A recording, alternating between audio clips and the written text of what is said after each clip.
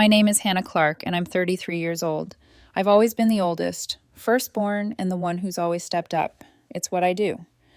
I've spent most of my adult life doing the heavy lifting for my younger sister, Isabel, making sure she never faced the consequences of her own actions. It's become second nature. I've paid her rent when she couldn't manage her bills. I've bailed her out of debt more times than I care to count. And I've always been there to fix whatever mess she's made. And there have been a lot of them. Isabel's 26 now, but emotionally, she's still 16. She's never held a stable job. She's spent more time on impulsive trips than she has figuring out what it means to be an adult.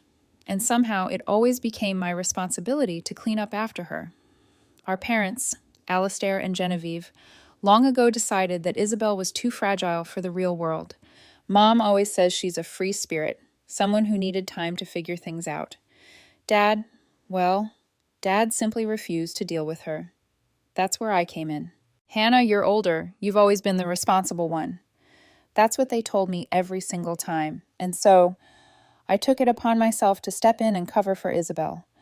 I've spent years patching up her mistakes and watching her continue to coast by while I became the anchor.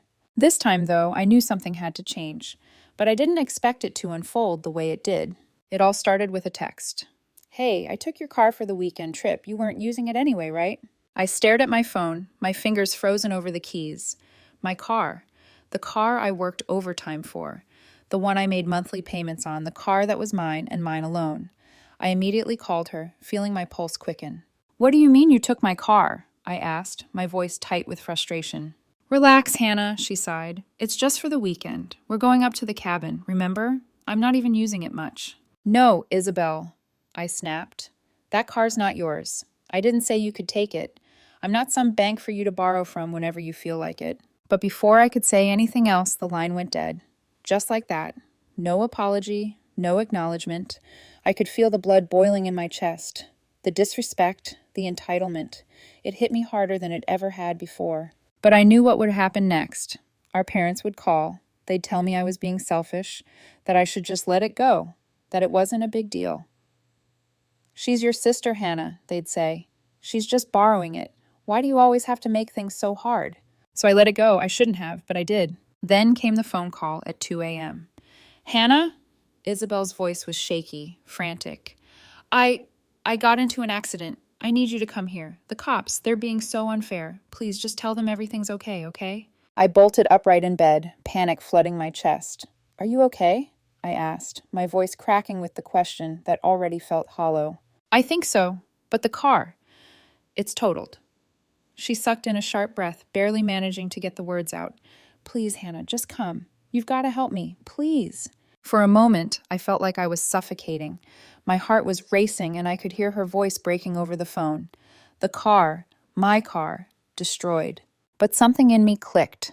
The years of putting up with this, the endless stream of excuses, the constant cleaning up after her, it all hit me at once. No, I said, the word coming out steady, cold. No, Isabel, I'm not helping you this time. There was a beat of silence. Then, the anger. She screamed down the line at me. Are you serious, Hannah? I'm your sister. How can you just leave me like this, after everything? After everything.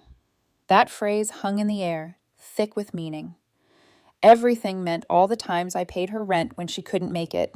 It meant the times I wiped away her debts. It meant every single time I stepped in to fix her mess. But somehow it was always my fault. I was the bad guy, the one who had to sacrifice, the one who was always expected to give. No, I said again, my voice even. This time I'm not doing it. You wrecked my car, Isabel. You need to face the consequences, not me. For a second, there was nothing but silence on the other end. Then a bitter laugh. You really think you're going to let your own sister deal with this alone? She spat. I gripped the phone tighter, holding my ground. You stole my car. You crashed it. And now you want me to take the blame for it? I'm done, Isabel. She went silent again, and I knew exactly what would happen next. The blame would be placed on me. The guilt would be laid at my feet. The manipulation would start, the same old pattern. But for the first time, I didn't care. Go ahead and call Mom and Dad. Maybe they'll finally take some responsibility for you, I said coldly. I'm done. And with that, I hung up. I didn't even feel the guilt that I thought I would. Instead, a strange sense of clarity washed over me. It wasn't relief. It wasn't like a weight being lifted, but it was the start of something new, something I didn't know I needed. But as I lay back in bed, staring at the ceiling, I knew this wasn't over. The next morning, my phone was already ringing off the hook. Mom was the first to text me, her message flashing across the screen. "Hannah, what's going on? Isabel's in the hospital. Why aren't you helping her?" I stared at the message, a mix of anger and exhaustion rising in my chest. The problem wasn't Isabel anymore. It was the endless, suffocating pull of responsibility that my family had placed on me. As the oldest, I'd always been expected to be the adult, the problem solver. But no one ever acknowledged how much it hurt. No one ever thanked me. Then came the calls. Dad's number popped up next. "Hannah, you need to get over to the hospital right now. Your sister needs you." I rolled my eyes, sighing in frustration. I knew exactly what this was about. It wasn't about Isabel needing help. It was about them putting the burden on me again. I didn't pick up. An hour later, the phone rang again. This time, it was Dad's voice on the other end, but he didn't even bother with pleasantries. "Get dressed. We're going to the hospital." I froze. There was something about the way he spoke, like he still saw me as that dutiful daughter, the one who didn't have the right to refuse, the one who didn't have the right to make her own choices. "No, Dad, I'm not going." There was a long pause on the other end of the line. Then Dad said, in a tone I knew all too well, "You're acting like a selfish brat, Hannah. This is your sister. She needs you." I almost laughed, but I held it in. Selfish brat. That's what I had always been labeled when I refused to play the role of the family savior. I had spent years holding it all together while everyone else took from me, but now I was the one being criticized for standing up for myself. "No," I said again, my voice steady. "You're the one who needs to take responsibility for her, not me. Isabel is your daughter, not mine." Dad's voice grew tight with anger. "You can't just abandon your sister like this, Hannah. Family doesn't do that." I folded my arms across my chest, trying to keep my voice calm. Funny how family only seems to matter when it's me giving and her taking. You've never once had to step up. You've never once had to pick up the pieces. You just sit back and let me carry it all. That was it. That was the moment I knew I could no longer play the martyr. The realization hit me like a ton of bricks. I was the only one in this family who ever gave a damn. "You've made your choice, Dad," I continued, my voice cutting through the air like a blade. "I'm not doing this anymore. I'm done." His words came out slowly, dangerously low. "You're making this harder than it needs to be. You'll regret this." I didn't answer.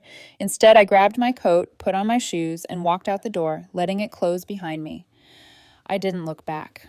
By the time I made it back to my apartment, the messages had already started to pile up. Mom was blowing up my phone, and I could practically hear her frantic voice in my head as I read her texts. "Michael, please, your sister's in the hospital. The bills are stacking up. Why aren't you helping her?" The guilt trip was in full force, but something inside me snapped. No more. I didn't respond. Instead, I sat on the couch and let the silence fill the space around me. For the first time in years, I felt an odd sense of peace. I wasn't angry at Isabel. I wasn't even angry at my parents. I was just tired. Then, just as I expected, there was a knock at the door. I opened it to find Dad standing on the other side. His face was set in that stern, unyielding expression I knew so well. His arms were crossed tightly over his chest, and his lips were pressed into a hard line.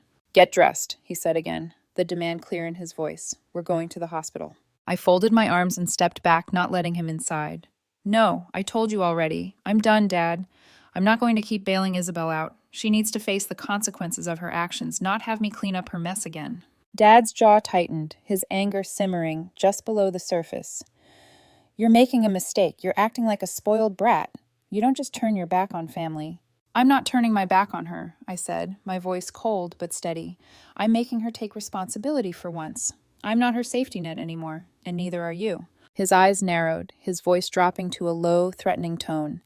"If you don't help her, you're out of this family, Hannah. Do you hear me?" I stared at him, unfazed. "I was never really in it. I've been the emergency cash fund you all guilted into keeping this house running. I'm done. And so is this conversation." Before he could say anything else, I stepped back and slammed the door in his face. I didn't even flinch. The next few days were eerily quiet. My phone was silent, my inbox empty. For the first time in years, there were no texts from Mom, no calls from Dad, no cries for help from Isabel. The silence felt like freedom, but something gnawed at me deep inside. I should have felt relieved, but instead, a strange weight pressed down on my chest, a constant reminder that there was still a mess to clean up, even if I wasn't the one doing it this time. Then, one morning, it all changed. The knock came early, the sound echoing through my small apartment, pulling me from a restless sleep. At first, I thought it was just another annoying solicitor, but when I opened the door, I found two uniformed officers standing on my doorstep. "Hannah Clark?" the taller one asked, his voice gruff. I nodded slowly, a chill creeping up my spine. "Yes, that's me." The officer glanced at his partner, then back at me. "We need to talk to you about a stolen vehicle report." I blinked, my heart racing. "Stolen vehicle?" I repeated, barely able to process the words. The officer's expression didn't change. "Your sister, Isabel Foster, has reported that you stole her car, crashed it, and abandoned her at the scene." For a moment, I just stared at them, a mix of disbelief and fury rising in my chest. Isabel had done what? Stole her own car? The one I paid for? The one I worked overtime for? "Excuse me?" I managed, my voice tight with disbelief. "My car? The one I paid for? The one she took without my permission?" The officer remained calm, unaffected by my anger. "Do you have proof of ownership?" I barely restrained myself from rolling my eyes. "Yes, I have proof. The car is in my name. I paid for it. I have receipts." The officer nodded, taking a step back. "We'll need to see those, Ms. Foster. It's part of the investigation." I could feel the blood rushing in my ears, but I didn't let it show. I stepped back inside and grabbed my file of car documents, handed them over, and waited as the officers examined them. After what felt like an eternity, the officer looked up, his face stone cold. "Thank you. We'll be in touch." I nodded, barely able to form words.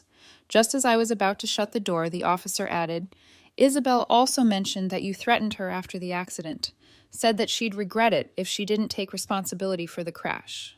That was the breaking point. Isabel had twisted the entire story. She had not only stolen my car, wrecked it, and then called me for help, but now she was trying to turn it around and make me the villain. I forced a calm smile as I slammed the door in their faces, but it didn't feel like a victory. It felt like the beginning of something far worse. The day dragged on in a blur. My phone remained silent, but the weight of Isabel's lies hung over me. How could she do this? How could she manipulate the situation like this? Then, around noon, a new wave of reality hit. I was scrolling through my phone, aimlessly tapping through my messages when I saw it, a message from Isabel. It was simple, but the words were loaded with malice. "You're dead to me. I'll make sure everyone knows how selfish you really are." I almost laughed out loud. Isabel was angry because I wasn't doing what she expected. For once, I wasn't caving to her demands. The lie she had spread, the claim that I had stolen her car, and now this, her attempt to play the victim in front of everyone she could get to listen. But there was something more about it, the feeling of betrayal, not just from Isabel, not just from the lies, but from my parents. They had backed her up. They always backed her up. I thought about all the years I spent rescuing Isabel from the consequences of her actions, doing everything I could to help her, but never receiving a single ounce of gratitude. And now, here she was, tearing me down, making me the villain. The anger burned inside me, but I didn't act on it. Not yet. First, I needed to gather my thoughts, figure out my next step. The decision was becoming clearer by the minute. I wasn't just going to let Isabel get away with this. If she wanted a war, I was ready to fight back. I didn't waste any time. I grabbed my phone again, scrolling through the messages Isabel had sent, searching for the moment when she'd admitted to taking my car. The text was clear as day. "Hey, I took your car for the weekend. You weren't using it anyway, right?" It was the smoking gun. It was proof that she had taken my car without asking, and now she was accusing me of stealing it. I made my decision. I pulled up the contact info for the police officer who had spoken to me earlier and sent them a message. "I would like to file a report for Grand Theft Auto. Isabel Foster stole my car. Here's the proof." I attached the text screenshot and hit send. The fallout started fast. The moment the report went through, I knew there was no going back.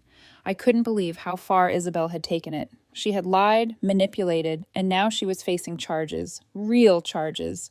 I wasn't about to let her turn this around and make me the bad guy anymore. It wasn't just about the car anymore. It was about setting boundaries. About saying enough was enough. And I was finally done. 2 days after filing the report, the chaos hit. My phone buzzed incessantly, non-stop calls and texts.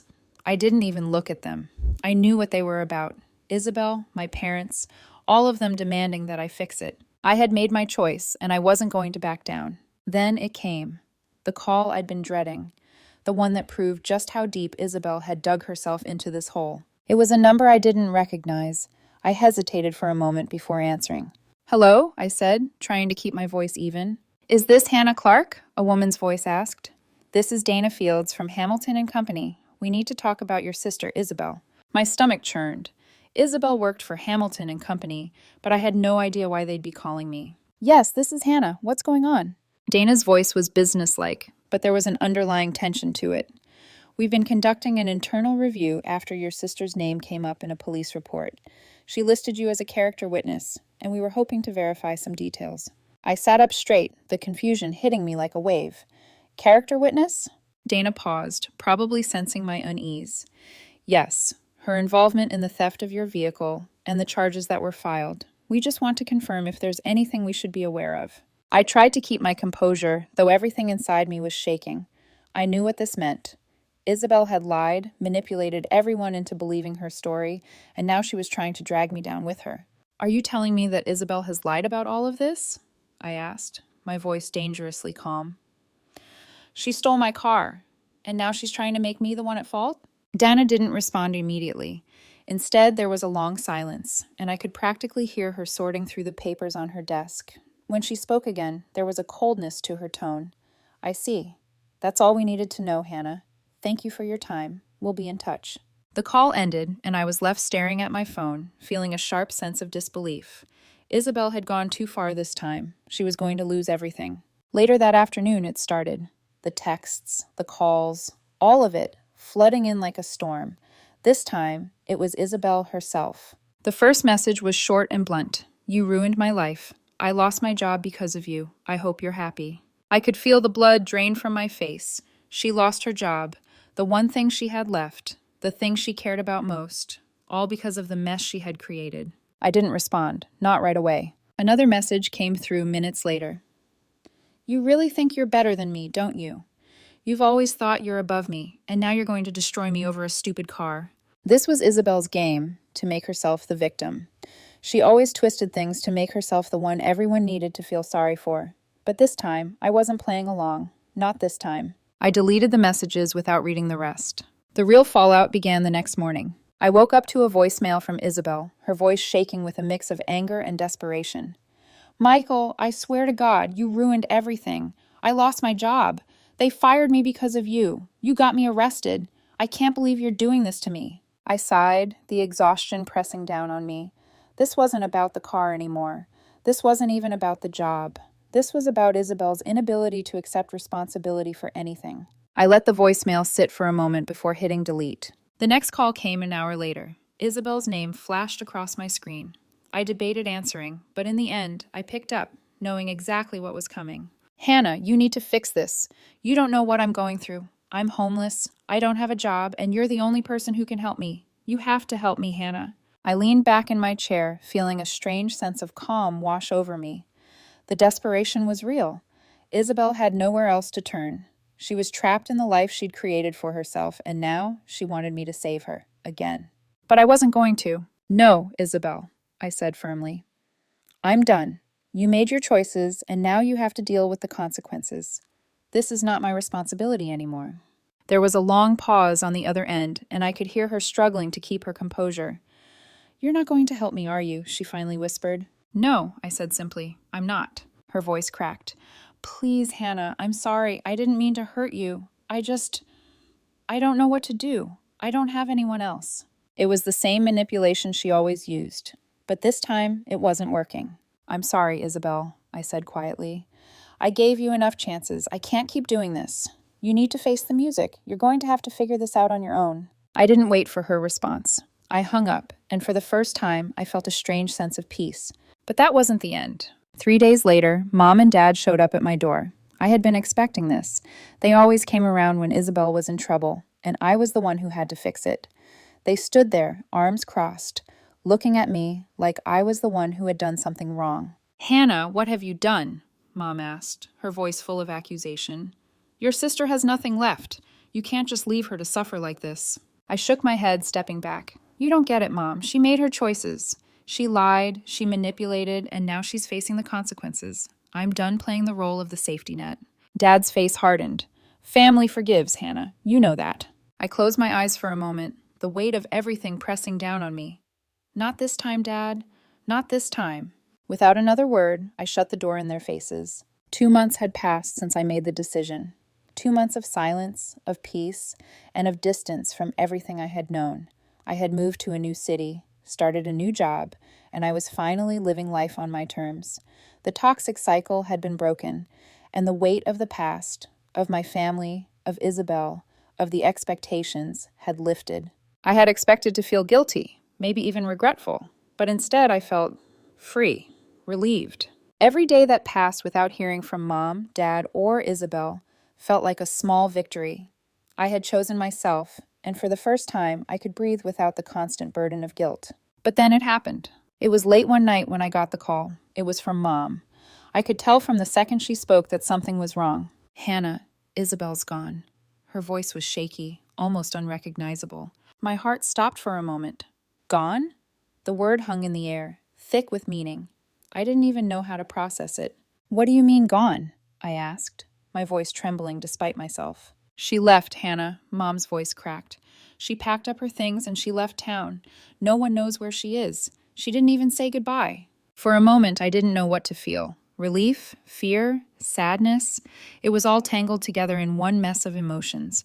But the truth was, Isabel had always been good at running away. Running from the consequences of her actions, from the truth, from the messes she made. And I had always been the one left to pick up the pieces. I'm sorry, Mom, I said, my voice steady, but I'm not coming back. I can't. There was a long pause. I could hear Mom sobbing softly on the other end, but I didn't back down. You should have done this years ago, Hannah, she whispered, her voice breaking. But she's still your sister.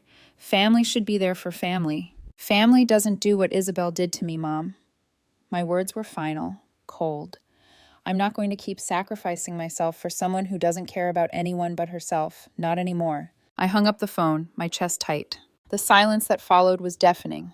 No calls from Mom, no messages, no guilt trips, just empty space. I should have felt like something was missing, like I had done something wrong, but I didn't.